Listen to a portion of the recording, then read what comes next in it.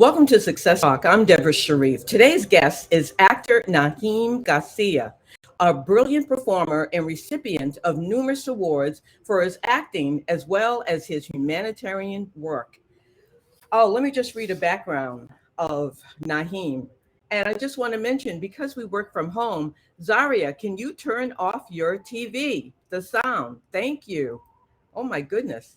Naheem Garcia has been an actor and theater educator for 30 years. He grew up in Boston, arriving here from Cuba with his mom, grandmother, and auntie in 1968. Naheem is proudly bilingual, which means English and Spanish. He received his formal training in theater arts at the New African Company, where he's been a distinguished artist in resident since 2004. Naheem is the founder and lead teaching artist for the NG Edutainment, which I'm going to ask about when we bring him on, an arts education program founded in Boston, Massachusetts. He has been a teaching artist and a member of the Huntington Theater Company's education department for close to 30 years. He is currently the speaker and resident for the MECO program at Sharon High School. MECO, just to let you know, my children were in MECO. That is an organization that buses inner city children to quality schools. He also does workshops with the Boston Police Department with their 5-0 program, as well as an adjunct professor at Salvia Regina, and I hope I'm saying that correctly, University in Newport, Rhode Island. Naheem is a longtime member of AFTRA and SAG of New England. Naheem is also the artistic director for the Oversoul Theater Collective and a member of the board of directors for Song Keepers Ltd. I've known Naheem for many years, but I'm learning all this wonderful stuff about him. Naheem has appeared in several prominent Hollywood and independently produced feature films.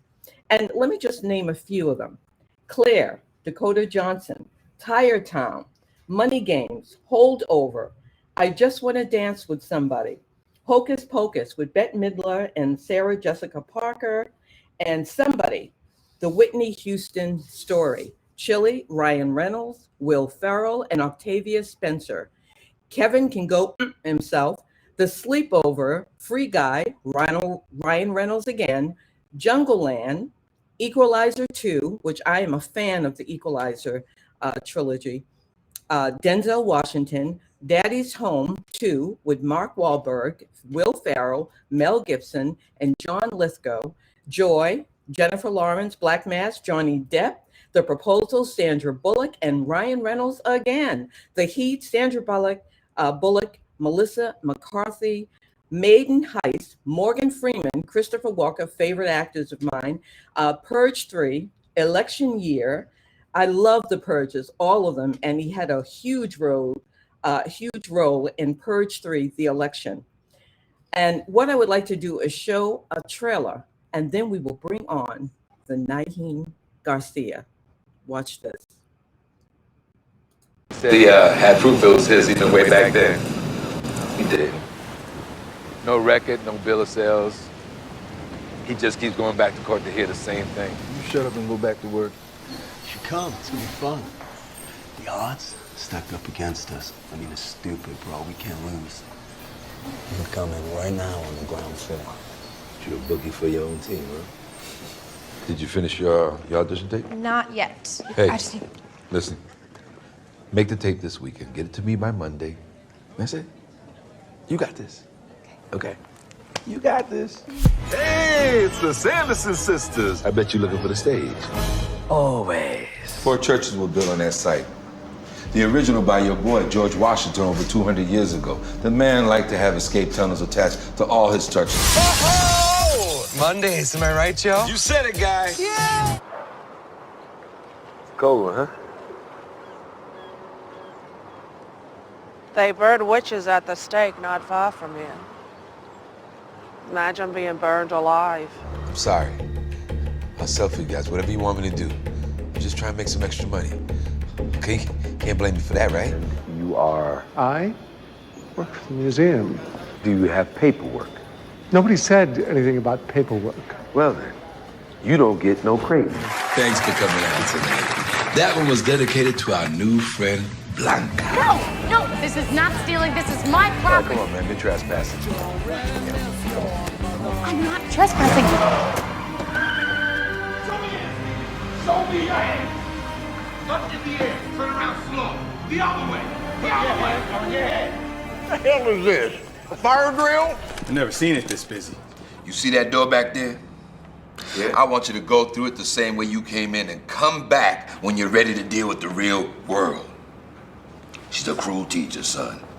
First she gives you the test, then the lesson. What? Who?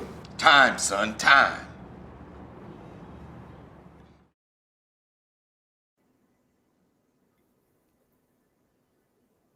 On my friend and colleague, the brilliant actor, Naheem Garcia. Hi, Naheem. Thank you so much for being a part of this show. Wow. Professor, you know how it is. Anytime you call, I come. You sure do. And, you know, I'm so excited that not only are you a brilliant actor, Naheem, but you do a lot of work in the community. And we are just so excited about that. But I want to talk about the entertainment part because I know a lot of the streamers are probably checking out and say, wow, how did he get all those parts and all those major Hollywood films? And Ryan Reynolds, it just seems like it runs. You know, Ryan Reynolds has you in a lot of his films. So talk to us about that whole process. And I'm sure that they would want to know, can we do that too? How'd you do it? Yes, you can. You can do it, and you can do better, and you can do more. I keep putting my glasses on because everything's blurry, and I want to see you clearly like you. So, but is it giving a reflection? Is it all right? No, glasses? It's fine. Yeah. First of all, get in touch with the casting companies. Find out who the casting companies are. Get in touch with the casting companies. Set up relationships. Even take some of their classes. They like when you do that because if you invest in them, they'll invest in you. Get familiar with the casting directors. And you register in there. If they got a Actors Pro or something like that, that becomes the place where they go to look at information. If a director wants to call a casting company, they go through it. Hey, I want to see these actors. You come in, you audition.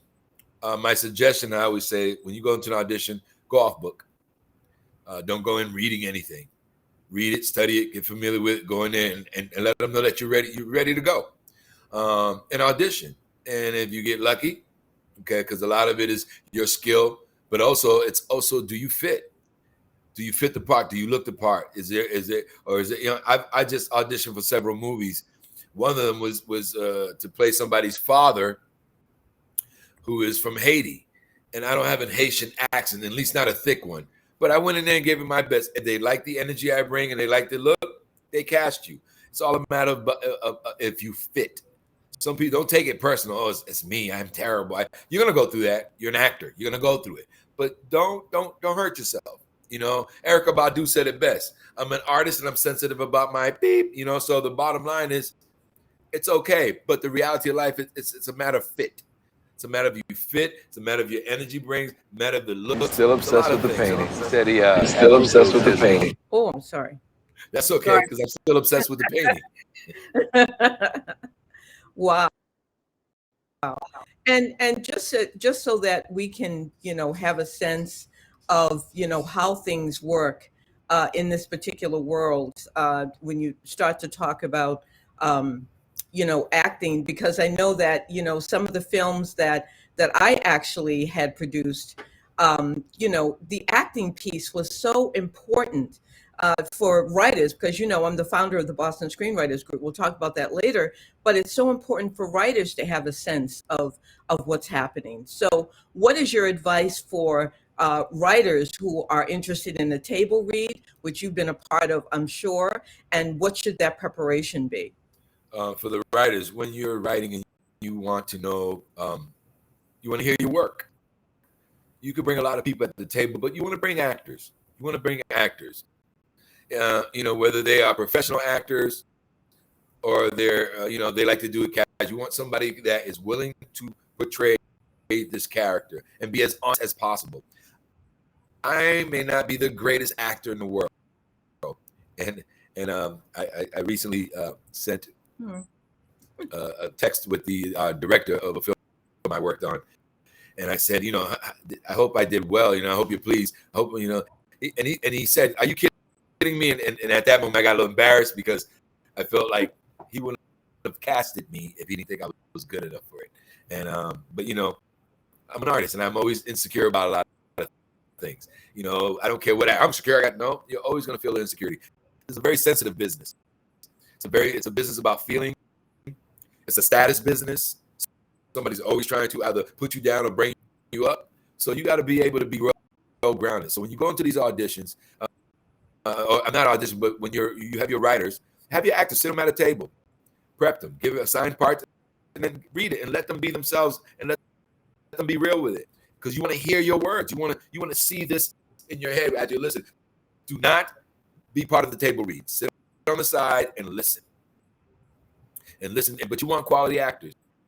You want to reach out to actors, you know, and sometimes you can just invite some friends. Hey, I can speak. I need to hear it. And you come over. Make sure you feed them. Make sure you feed them. If you can't pay them a little something, feed them. Right. Treat them with respect. You know, treat your actors with respect. Treat them like they're professionals. The same director I was talking to, the reason why I'm so into this man is because he saw me. Here I am. You know, I'm like, oh, he's giving me this part. He's giving me. And then later on, I find out he's a 600-pound gorilla. It's a phrase in the business for somebody who's a heavyweight. Absolutely. You know? And he was so humble and so kind, but he saw me. And and at some point, I need to be reassured that I am worthy, and I am. And you know, hopefully, this movie does well. I won't get into who it is and what it is because I'm not sure what I can and cannot say. But if he's listening, he knows I'm talking to him, and he's probably one. You want to treat your people right. This man treated all of us right. You want your environment, even at a table read, to be positive and happy because you want people to bring the best out of your character, out of your words. So that's it. No, that's great. Sometimes you're off and on. You got to reel me back in. All the information is valuable, Naheem, coming from you. Your internet connection is just a little faulty. I can hear you come in and out. Now it hearing you come in and out.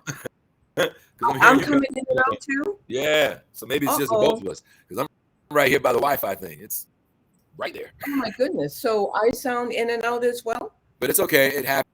This is live. This is what goes on. It's technology. Goodness. You know, but you weren't too bad. We're okay. I mean, I'm gonna stay close.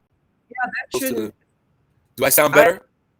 You sound much better. And am I what going? I'm doing is I'm leaning into the computer. Right. Am I going in and out as well? No, you're good. You're good. We could keep going. We're good. Okay. All right. So that's the next project that you're working on that you're describing. Well, it's already done. The table. It's already done. They're getting ready to do what they need to do. I don't get into that part. Most actors, you never know when the flick is coming out. You don't know the process unless you're part of the production, and don't annoy them about it because they're busy trying to put things together. Absolutely. Busy. Absolutely. So just be patient. And people say, when's it coming out? It comes out when you'll find out when I find out. Or I'll find out when you find out. We'll find out at the same time. You know? Absolutely. And just to go back, I since I'm interviewing you, one of the things that I always wanted to ask you, Naheem, what it was like when you were on the Purge stage, because you had a major role in the Purge, and that's one of my favorite. Oh my goodness, franchises. Yeah. And shout out to Liza Colon Zayas, who was one of the bigger stars in the film, who pulled me to. It was time for me to do my scene, and I'm in there, and I'm doing it, and I got Frank Gallo in front of me, and I'm doing it, but you know, I'm not punching it. A friend of mine, I hope he's out there. He pulls me and he says, "Listen," because we both auditioned for the same part. I got it, and he played another part. But I'm in there. He says, "Look, one of the things that made it work when you went into the audition, you was happy, you was loose, you was comfortable, you wasn't worried. Stop being worried and stop being going in there." And then Liza Colon pulls me to the side and said, "You got casted for this part. This is your part. Don't go in there, let somebody else own your scene. Own your scene, do your part, and get to work." Straighten me out. I went in there. I was relaxed. I was reminded again that I'm worthy to be here, and I should deliver the way I was worthy of. You know, if that makes any sense. And I did the scene. It was a long scene, and it was probably one of the longest scenes that I had in a long time. And but it felt good once I got over myself. Once I got over myself and over the fear that I had these two big actors in front of me, and I got a whole bunch of actors behind me, all eyes on me. This is what you wanted. You said you wanted to be an actor. Here it is. Now it's time for you to deliver. And from the sound of it, and most people are pleased with it, I guess I did. You sure did. You nailed it. Absolutely. And yeah, you're welcome. We're so proud of you because, as you know, I just relocated out here to Nevada. So Yeah, Boston. y'all doing my little girl. Your little girl, but she's ours. She's ours. She's mine. Are you talking about Ty? Yes, I'm out here with my children, which I'm really enjoying. Just having it. That's why I know at the beginning of the program, if you're going to use this particular interview and they hear me say I'm a grandmother and my granddaughter's at my home, and a lot of us work remotely. And so when I went on, I was so busy preparing for you. I said, oh my goodness, she's got the Lion King on. Let me tell her to lower it. No. So I just came from teaching a class. So you know me and children. I like that. I yeah. want to hear the child running around because that means you're planting seeds. She's getting all this. And the next thing you know, it's her podcast that we're a part of, you know? Exactly. I am going to do a podcast with her. And I asked her and she said, okay, maybe. So we'll see. She's busy. We'll see. She's busy being a child. She don't have no time to be dealing with you in your radio program or podcast or whatever. Exactly. Well, you know, she's a miniature. This is Kai, your favorite, one of my, Kai, this is her little girl, Zaria, who's here. Yeah. She's got to be fired. She's got to be fired. If her mother, she ain't like her mother, she's going to be an incredible force. Oh my goodness. Okay. It's just like deja vu all over again. Naheem, I wanted to talk about some of the awards that you have won, which are absolutely incredible. And there are so many that I would have been here for an hour talking about some of the work and that you've been a recipient of. But the one that I'm really interested in is the one that you received at the Brown Sugar Culture Excellence 2021. Tell us about that. That was a pleasant surprise. That was a real pleasant surprise. Shout out to Danger and his crew. And thank you. They nominated me, and he nominated me. They voted me in. I don't get a lot of awards. The awards that I have, I'm very proud of because they were given to me by my peers and given to me by people who I really, really respect.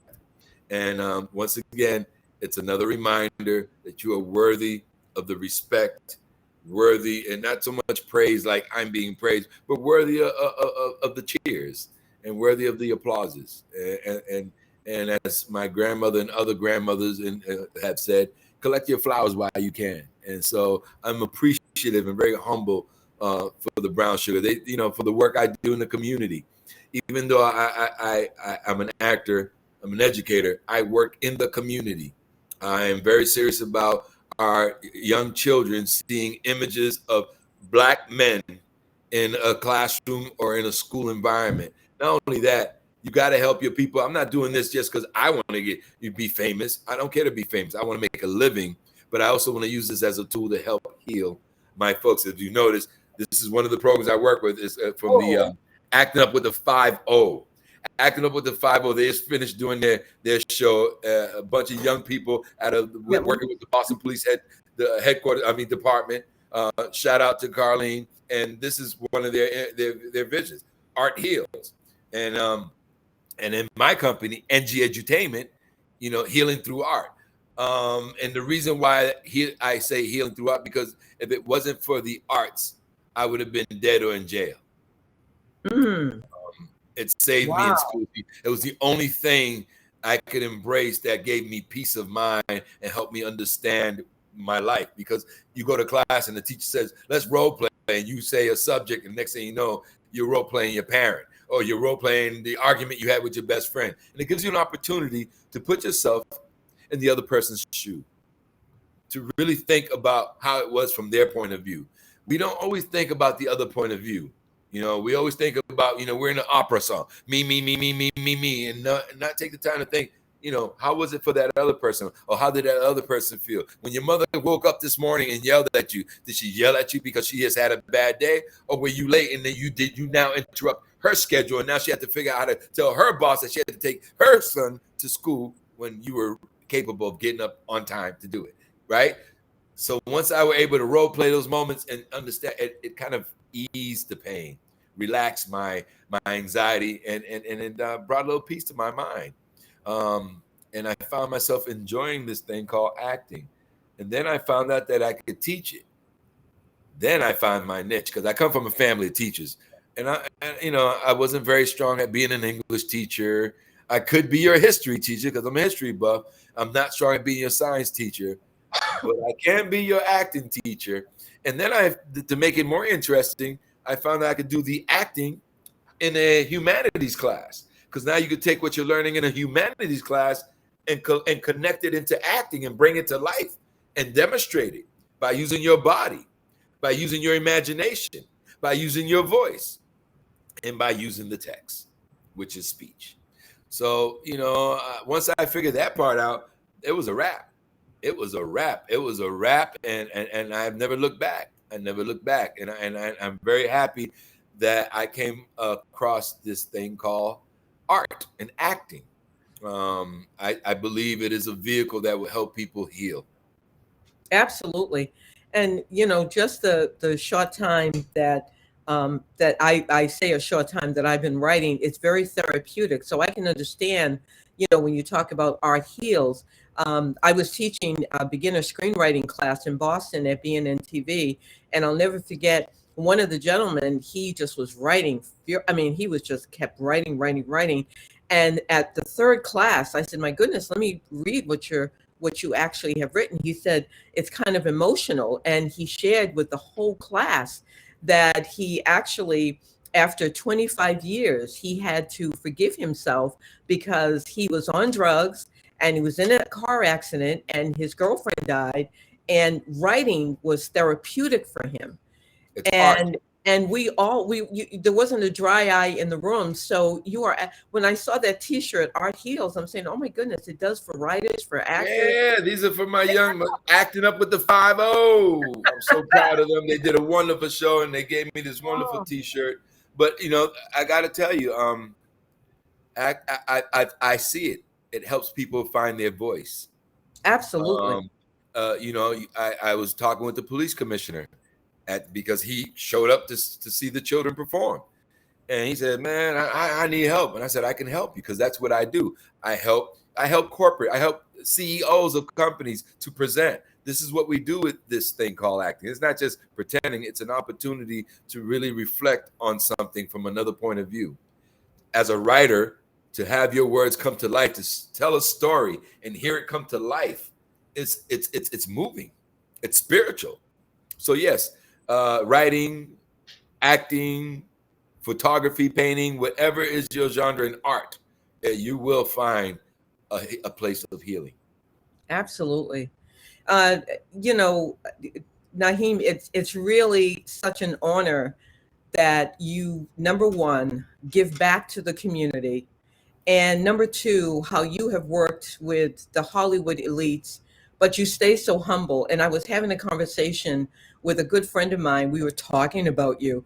And so what is because, we've met, I've been in this industry for a minute, and I've met Professor Deborah Shariff, and I hope everybody understands that she educates people in this business and in this film work and writing. She is a master educator in our field. So to have a podcast show with you interviewing us, the honor is mine, because I've always respected you from the time when you was at BU, when Massasoit, BNN. It doesn't matter, wherever you are, you have touched many people. You do the same thing I do. So while you talking about me, I feel the same way about you. Thank you so much. That is just, those words are so kind. Thank you. And my question to you is, again, how do you keep your humility? How do you, because like I said, I've dealt and rubbed shoulders with folks who are very arrogant, and, it's about me, but you stay so genuine. What do you do? What is your mantra? What is your First of all, this gift is not just mine, it's ours. It's my job to share it. And I stay humble because just like one minute You can be on, in one of these movies feeling like we're walking Naheem to the bathroom, we're taking Naheem to his trailer and all this other business. Then you get in your car and you're all alone. There's nobody, you can't call nobody. You can call somebody, but nobody really cares. The experience is yours. And some people walking around like, oh, I'm in the movies, I'm being touched. Just like that, the next day you could be in the alleyway, sleeping on a box. And I'm an immigrant. I came to this country and my grandmother told me, mijo, we came here to eat.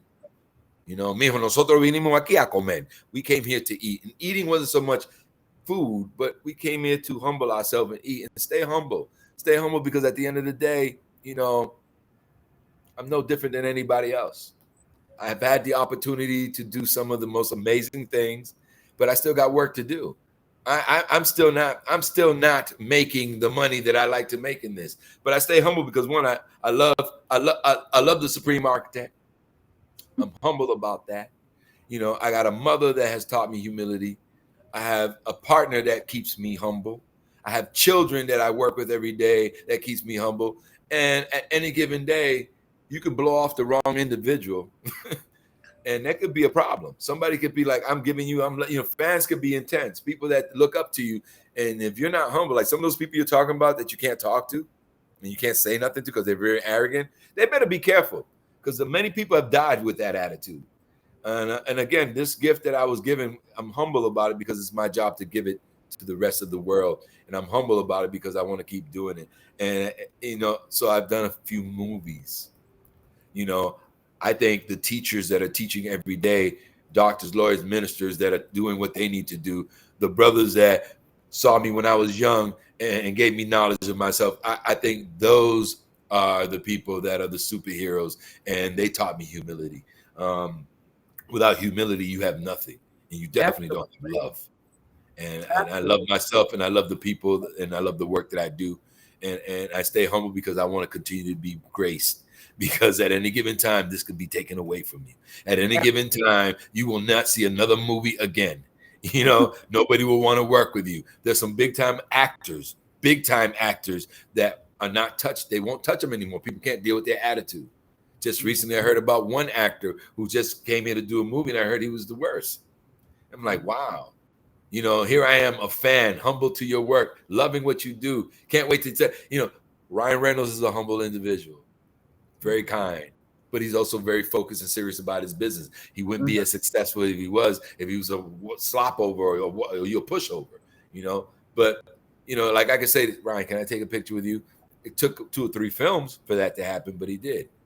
I couldn't take a picture with Denzel, and I couldn't take a picture with Zendaya, not because they didn't want to. You have to be careful, These people are very big, and I'm only saying that because they weren't nasty about it, but you get this sense like, I could ask Paul Giamatti, hey, can I take a picture with you? And he says, absolutely, but there's some people that, and it's not because they want to be nasty or they think they're all that.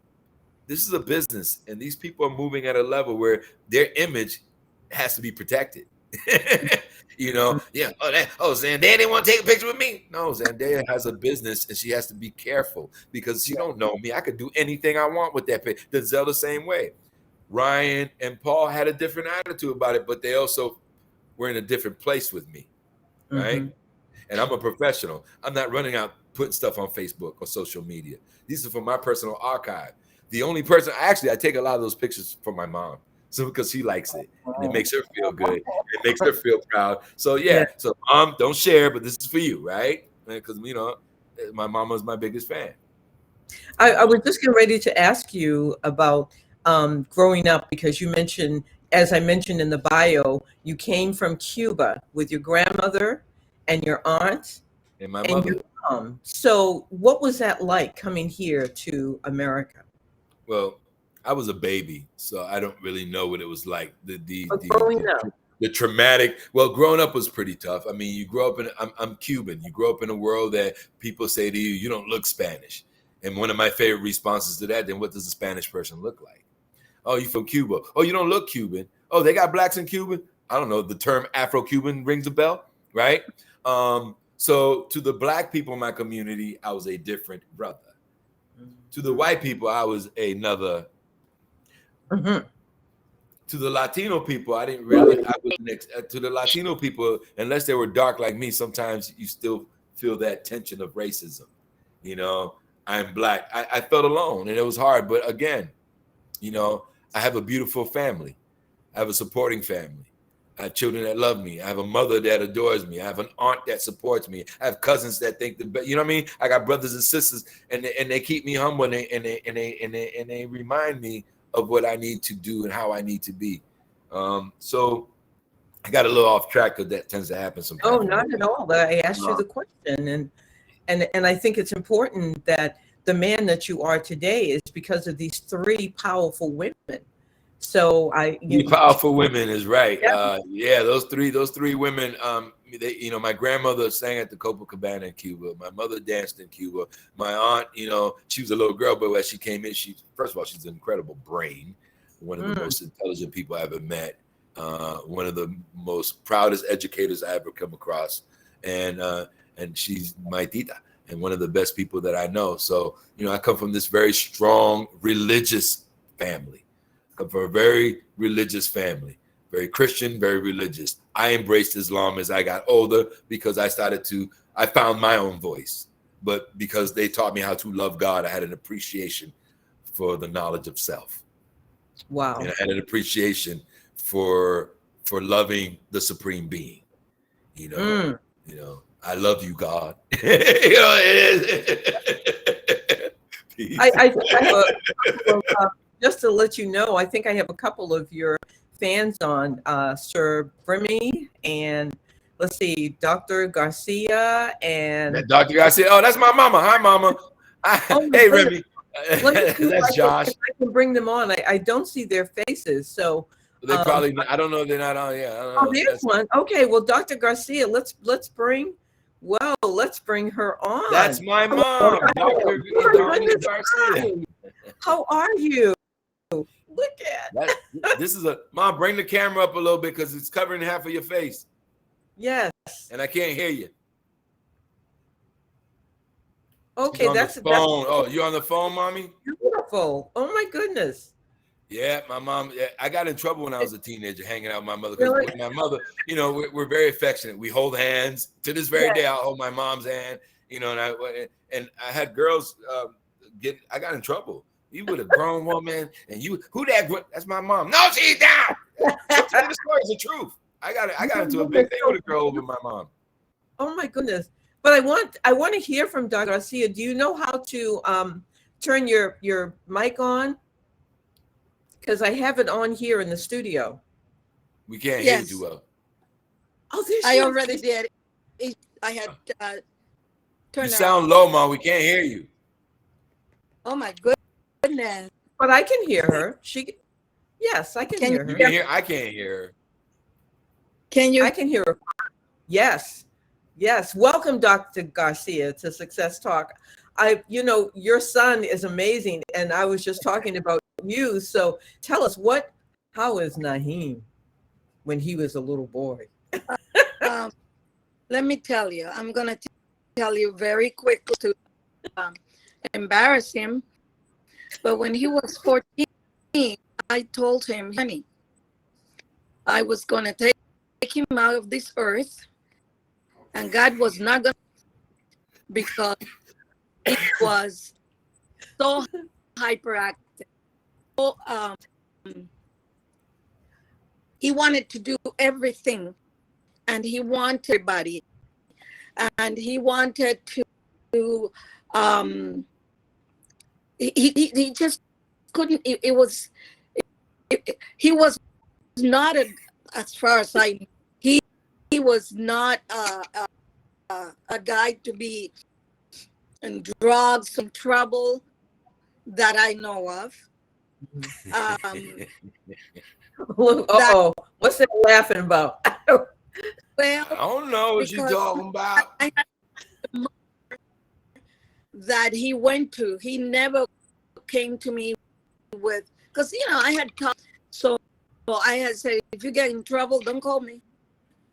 Do not call me. Those sense. I will say this much: I did get in trouble, and I couldn't call. And then when I told her, when I came home the next day or late, and I told her what happened,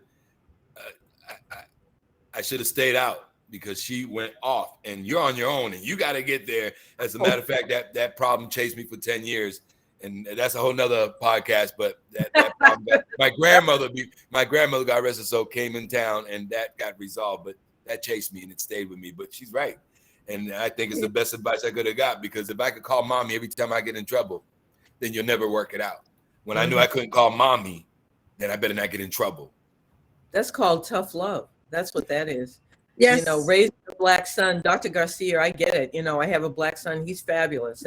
But I had to shake a few trees in order to get him where he was. You know, break growing a few up, branches off too. Absolutely. Growing up in the inner city, I mean, I had to put him in programs and send him away to high school because I didn't want anything to happen to him. We know, you know, raising black boys is not easy as a black woman. So I get it. But look at how Naheem turned out. I so very proud of him. I'm extremely proud of him, and I know that there's so much more he can do. He's extremely talented. He is my son, when I go out with him, when he travels with me, he's such a gentleman. He adores his mother. Adores his mother. He does do for mommy. He calls me twice a day, sometimes 3 times, just to see how I am, what I'm doing, or you know, because we're Sammy. He's in Boston. And when he's filming, he calls. I'm in my trailer. I'm eating, whatever. You know, just we all are so very proud, and we're just waiting for him to get big, man, because everybody should see the talent that this man is. I'm glad you mentioned that, because that was one of the questions, Dr. Garcia, I was going to ask him. Particularly being a black filmmaker and knowing that we need to be out there in droves. I mean, you know, where is, and Naheem, I think you touched on it a little bit earlier, but where are we at in terms of films? I mean, now that the digital... Boston's doing great. Boston's doing great. We've got close to 25 plus movies that have come. They said over 40 are coming. I mean, 20 of them or so have come. Another bunch are coming. Yes, I would love to hit the big time, but if my calling is to do what I'm doing and to teach and to build to support the infrastructure here in Boston by teaching actors, making sure I remind actors to stay here in town. Don't get your education at BU and Emerson and then leave us. I get it, because the business is in LA, the business is in New York. I get it, but the business is now coming here. It's coming to Atlanta. Talent is here. There are some very talented actors here in town. We're getting more lines. We're not just getting the one-liners anymore. People are getting bigger parts. You know, sound studios are being built down here. Boston is, you know, Hollywood East. Black Hollywood is Atlanta. And, you know, that's what's happening. So, yeah, the scene is getting better. As a matter of fact, I just had an audition the other day. And, you know, and it's going to continue to grow. The sunset laws are gone. So these studios want to come down here because they got tax breaks. They come down here and they can do their films, you know, and they can hire actors that are here. You don't have to keep bringing this massive amount of actors. They could do local hire and get the talent that they need, get the level of performance that they're looking for. It's here. We're here. We're here, LA, Hollywood, New York, Atlanta. We are here in Boston. We can do the job. Can I just say this? Sir Bunny is here. Do you want me to, or Brimmy, I'm sorry. My apologies. Yes, can I? Yeah, bring in Remy's family and a young man that I work with. Yes, hello. Welcome to Success Park. Good to see you. Josh? Hey, how are you? Well, Josh can tell you how Josh, go ahead, because if I can get it, but Josh's family. And go ahead, Josh, spill the beans. Yeah, so I met Naheem through my dad, actually. He does a Foundation 41, I believe. Yeah, my nephew, Jolly Bishme, died of not prostate. I'm sorry. The cancer that doesn't go away. Cancer. Well, I can't remember. One of the cancers. The bad one. There's one that's the worst of all. And he died at prostate. Not prostate. I don't know why it's not coming to me right now. Not prostate. Pancreatic. Yeah. Okay. He died, and that's one of those bad ones that once you got it, you know your time. And he died at 36. All of his best friends, who are my nephews now, right? Is Judge Ali's son. All of my, he died, and they came in and with their father, because they all love football and flag football. They did this foundation, and we do this cookout every year to recognize, support him, and also bring awareness, health awareness, and sports, and just say thank you. We haven't forgotten you. And his father is the treasurer or secretary, one of the most important people in our camp, because he gets a lot done to make this happen, to support my brother Jalik with this effort. And he told me about Josh, and he sent me his child. I said, well, he's family, because again, just because you blood don't always make you family. I got more family that's not blood than family that is. And that's what I'm talking about. Because your daughter is mine. Mom, you're about to meet your other child that I never made, but I created. I helped create. Whatever, you know what I mean. But back to Josh. Yeah, Josh has come, and now, Josh, what have you done with me since we connected? I helped him with one of his scripts, actually. When he edited with a script. What else? Yeah. He helped me get connected to one of my first real on set jobs. I was second AD on this film that filmed out here. It's called Playland. It should be coming out soon. It was directed by Jordan West. Wow. Yeah. He's just a fine young man. He's a part of the group of young people that I claim as not just the young people I mentor, but young people that I can call and say that are going to represent. I need you to go be a second AD at this gig. They need it. Be on it and represent. I need you to do. And if I need them, if I need work, like if I have to travel, right, I need somebody to be with me, I can call on Josh, and Josh will sit. You know what I mean? This is what it's about. Because one day Josh is going to have somebody that he's going to have to pass this on to. I didn't give it. Right. Just like the gift was given to me, I got to give it on. That's what keeps me humble. This ain't mine. Well, that's you being a second AD. I also have Lynette Kay. Can we bring her on? Or you can bring on whoever you like. It's your show. I'm just honored. These are your people. These are these my people. Yeah. But what? Because I have a patient coming in. So. Oh, okay. Thank you, Dr. Garcia. It was nice meeting you. Yes, she is. Take care. She is a psychiatrist and an apostle, so she's got work to do. Mom, God's okay. Thank you, Dr. Garcia. I might have to make an appointment. Thank you, baby. I love you. Take care. And we welcome Lynette. Hello. Hi, Lynette. She's frozen. Train. Hi. She's on the train. God bless your soul for taking the time on the train to listen to this podcast and listen to this boring Cuban talking about his career. Oh, God. Yeah. Well, thanks so much for that. I know that you're going to have a spotty connection, but I just wanted to bring you on because you were patiently waiting backstage. This is what I call this particular platform. But if you just want to say a few words about Naheem, feel free. I think we've been connected for years or so. And I love Naheem. I love you too. Thank you. Thank you. Awesome. Well, thank you for showing up. I'm just going to, because I know it's going to be hard to hear you being on the train, but thank you so much for being a part of Success Talk. Thank you for the support. Thank you. And what I have something that since now, is it Josh? Because I see here it's called Sir Burmy, but is it? Yeah, my name is Josh. Sir Burmy is kind of like the name that I go by. Like I have a show that I do with my sister, and it's like Sir and Slim. So like. Oh, okay. And I don't want to thank you, Josh, but I don't want to miss Khan. Now, do you know Khan? Oh, I know Khan.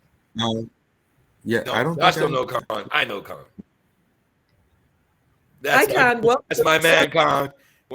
one of my good friends, brothers, and colleagues. We just finished working on that film with Zendaya. He played the trainer. Nice. I was her dad. We were in New York together, and we got close, and we kind of got each other, and we both finished auditioning for the same movie. Wow, and that's awesome. probably the same part for all I know, but Connor is a friend, and he's here, and I'm glad you're here. I'm glad he's a squash champion and a squash coach, and I think he's about second or third generation squash champion. And people don't understand squash is a serious sport. Absolutely. Well, now that we have that wonderful intro, Khan, can you speak to us? Talk to us. How was it like working with Naheem? Oh my God, everybody's having a hard time. We can't hear you. Maybe you can email you. You can email her what you're thinking. Oh, he's got somebody else in the shot too, but we can't hear you, Khan. So you have to put I have your audio up here, so you're good on my end. Yeah, we can't. So it's hear you at probably all, Con. Nope, we can't hear you, buddy. That's too bad. It's wow. So he worked with you on your last film. Yes, one of the he's an adult that I work with and coach from time to time. But I help him with acting. He helps me with getting in shape. Oh no, that is so cool. Yeah. Well, frozen. we're gonna have to. Yep. Yeah, he's frozen. So he's gonna. Con, you're frozen. Yeah. All right. Yeah, but let me just show you before. Let's see, because I know that I put you up for much more than just a half hour, so we still have a little bit more time. But Josh, I want you to hold tight because I have something that I am going to show. And I'm hopeful that you remember this, but it was July 19th. And it was actually, it was 2019. Yeah. And this is what Naheem does. He actually taught a workshop. I'm the founder of the Boston Screenwriters Group. Mm-hmm. And what that group does, it's a group, an organization that does peer review with writers who are writing screenplays. And so one of the, just so you can look at these are absolutely beautiful. So one of the things that the members had mentioned is that they were having a lot of table reads, but they were getting awful actors. So I said, oh no, I have to call my good friend. You want to know what's funny, Deborah? The shirt that I'm wearing is the shirt. Yep. It's Jolly. That's the foundation that Josh was talking about. That's funny. That's Jolly Bishme's. That's the foundation. 48 Foundation. That's the shirt that represents the thing that Josh's father and I support my brother Jolly with. Yep. Interesting. I didn't mean to interrupt, but it was just. Yeah, I didn't mean to interrupt either, but I had noticed it too. I noticed it I was like, wow, we brought that one up. Wow. We brought that one up. This is just incredible.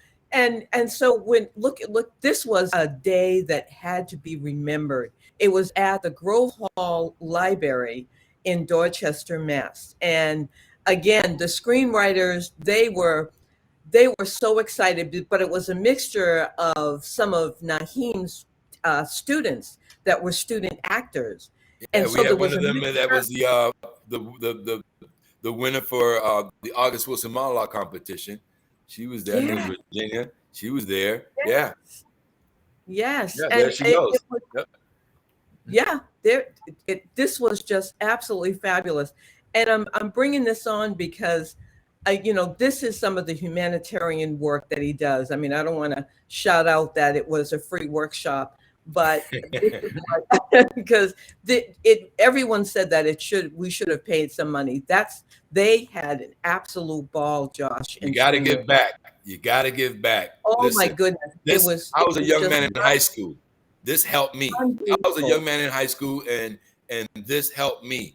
Like I said, it was a gift given to me, and it's my job to continue to give that gift. So yeah, if every now and then an organization like yours or a program needs somebody to come in and work with them, because see, everybody like somebody said it best. These actors and other people, they take the elevator, but they don't send it back down.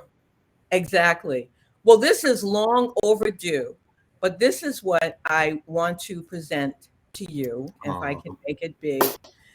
We should have did it a long time ago, but a certificate of appreciation to Naheem Garcia for successfully teaching an acting workshop for the members of the Boston Screenwriters Group.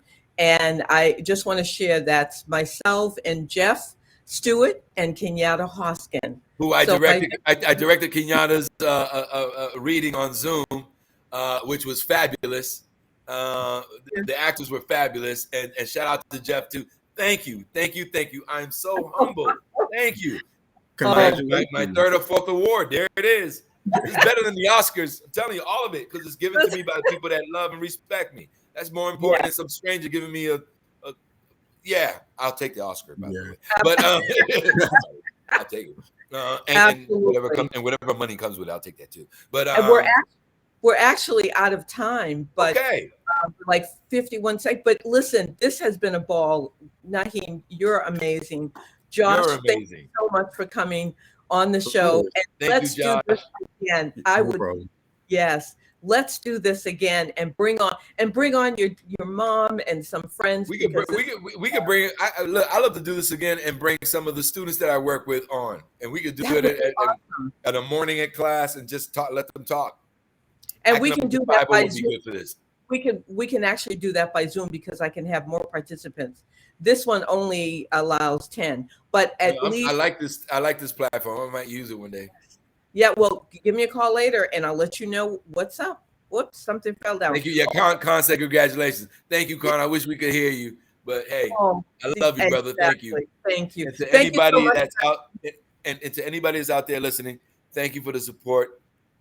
Keep touching, keep respecting each other, keep loving each other, and let's keep working. All right. Thank you. Absolutely. Thank you for my word. Are you going to email it to me so I can print it out? Oh, you can. You're going to have this in about 15 minutes. You'll have the whole thing on my YouTube channel. Yeah. Matter of fact, I meant to bring that up, but that's okay. But I'm talking about my certificate. Oh, I'm sure this is going to be. Your certificate will be in the email. We're also sending you the plaque so that you'll have that as well. Thank you, Naheem. Thank you, Josh. Take it easy, everybody. Take care, everybody. Thanks for watching. And Naheem, Josh, it was a pleasure. Thank you. It was an honor. Thank you, Dr. Shariff. We'll talk later. All right. Bye-bye.